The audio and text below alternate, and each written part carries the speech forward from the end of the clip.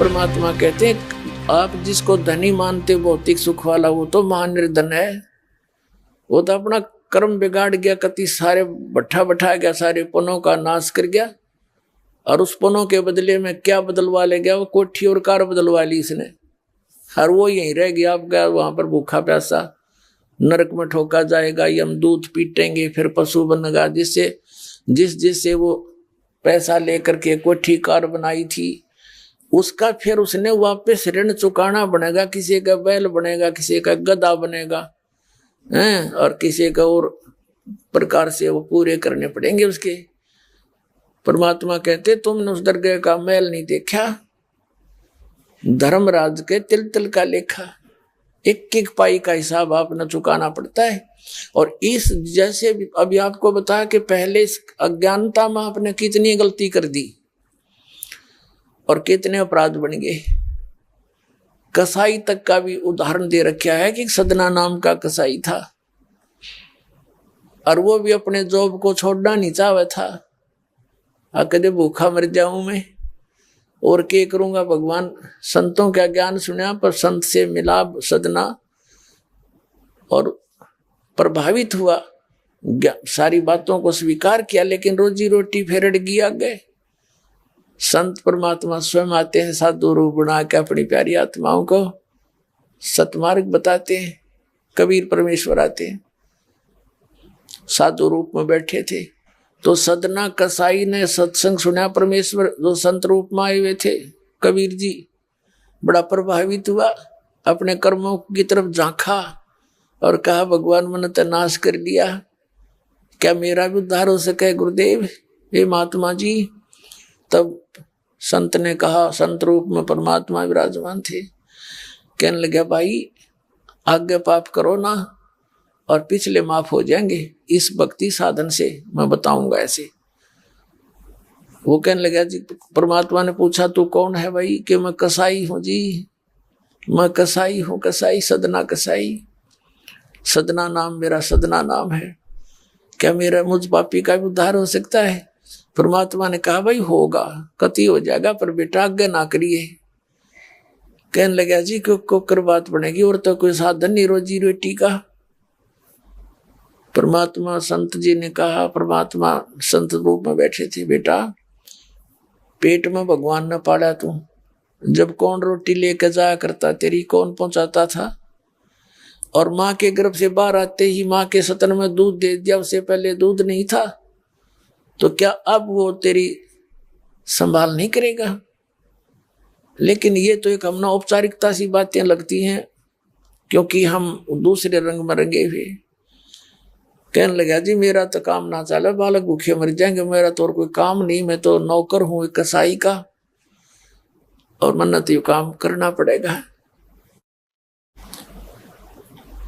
तो परमात्मा ने सोची भाई ये तो सारे बांध रखे काल ने। कहा, परमात्मा ने कहा बेटा इसने छोड़ दे तू।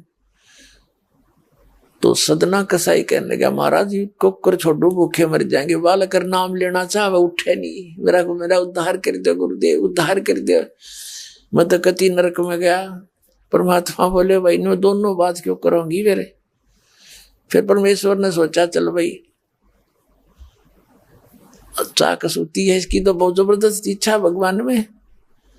तो मालिक ने कहा ठीक है बेटा तू नो करिए, एक अपना लिमिट बना ले कि इससे ज्यादा नहीं बकरे काटेगा, जितनी तू ज्यादा से ज्यादा बना ले, पर रही है वचन पे। अब सदना बोला जी ठीक है। उसने सोचा रोज के 5-4 काटने पड़े हैं, हम बेईमान से। कहने लगा अब जी 100 तो ज्यादा नहीं काटूंगा डेली। परमात्मा बोले अच्छा भाई जाते, ठीक है बेटा देख रही है वचन पे, अकजी पक्का हूं मैं वचन का। चला गया। अब क्या हुआ कि उस शहर में राजा की लड़की का ब्याह हो गया, बारात आ गई, और उसमें बकरे दारू चल रहे। मुसलमान बादशाह था, मतलब मांस तो आम खाते हैं, दारू शराब तो नहीं होगी खैर। अब उसके सदना के मालिक ने आदेश दिया कि सदना बड़ा ऑर्डर आ गया उससे, और भाई तुम ला दिए बकरे, ला कर रख दिए 20।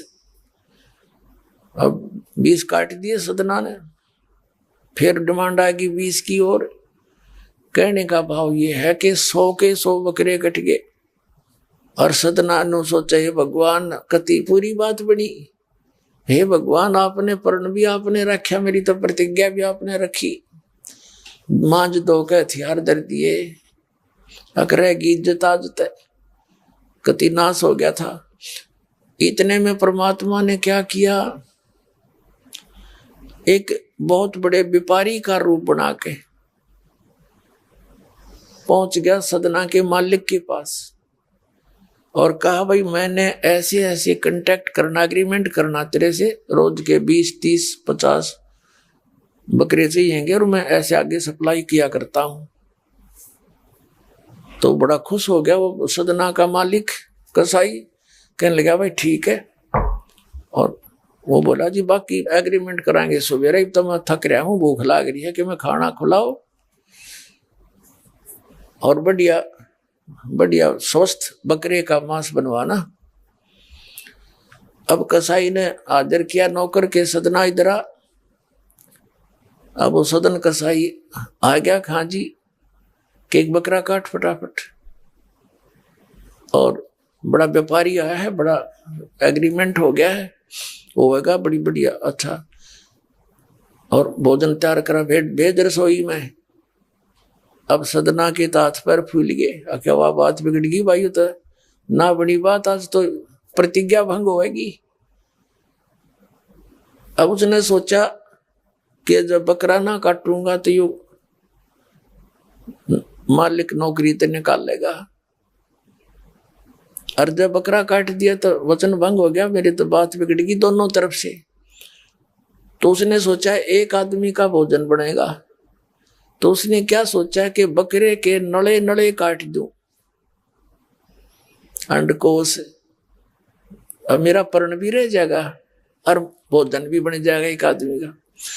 हथियार उठाया और बकरे के वो नड़े काटने चाहे, बकरा बुलवा दिया परमात्मा ने बोला सदना और देख भाई मर्यादा ना तोड़े, ना जाने कितनी बार तो तू बकरा बन दिया और मैं बना कसाई। और देखियो मैंने तेरे गल काटे हैं, तेरे को ऐसे नहीं काटा जैसे तू काटने जा रहा है। अब सारी रात तड़प कर मरूंगा मैं, तन्ने भी फिर मैं ऐसे ही काटूंगा तेरे को, ये देख लेना। अब बकरा किस सदना किसके बकरे काट रहा था, हाथ मत कर छूट गई, कप पे खड़ा खड़ा बकरा बोले ना कटर बैठ गया रोवे। मालिक ने बाट देखी, रसोई में आवाज लगाई, रसोई से संदेशा गया जी अभी तक आया नहीं, मटेरियल पदार्थ नहीं आया, बनाऊं के ऊपर। खुद मालिक गया, सदना से कहा कि सदना क्या करे, तूने काटा नहीं बकरा। मैं नहीं काटू मालिक, मैं नहीं काटू। उसने सोचा ये तो दुश्मन है, ये प्रसन्न नहीं है मेरे इस एग्रीमेंट से, ये काहे का नौकर है।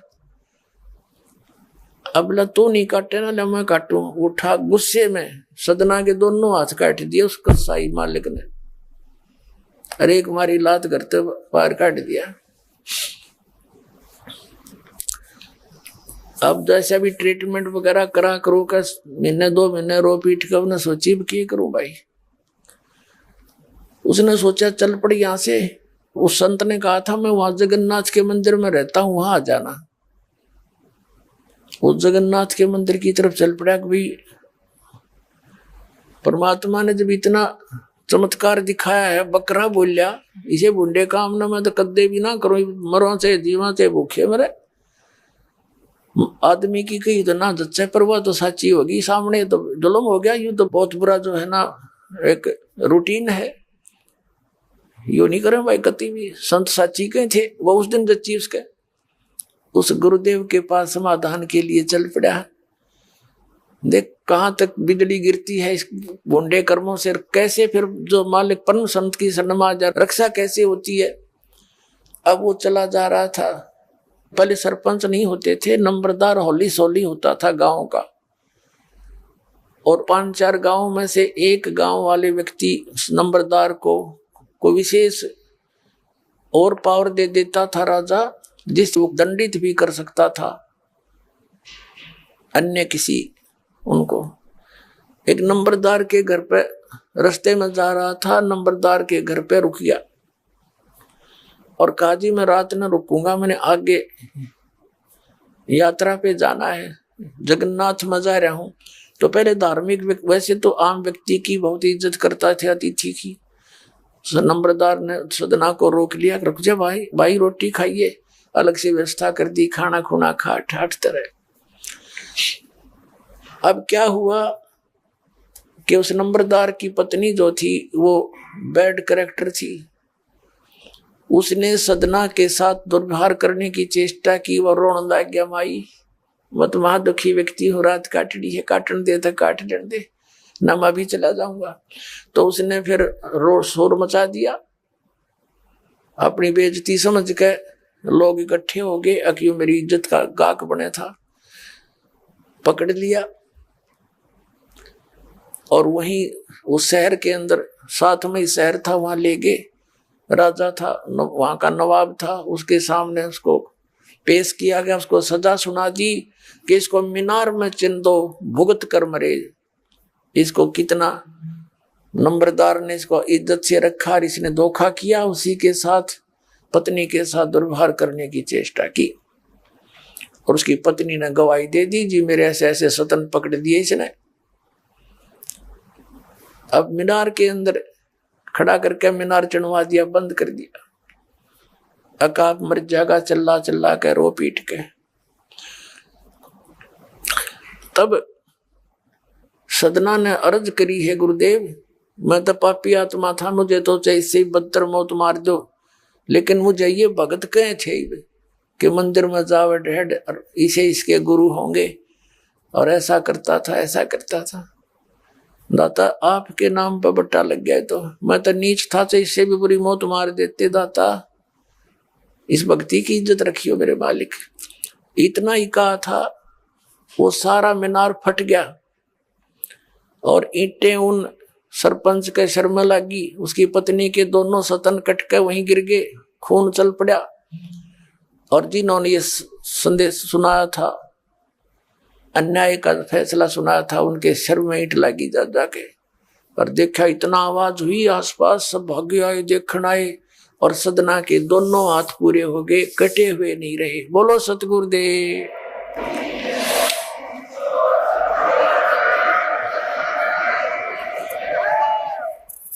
तो कहने का भाव ये पुण्यात्माओं, हम मर्यादा इतनी भारा मान रहे हैं जो भगवान के मार्ग पर चलने वाली, और उनसे ही लाभ होगा।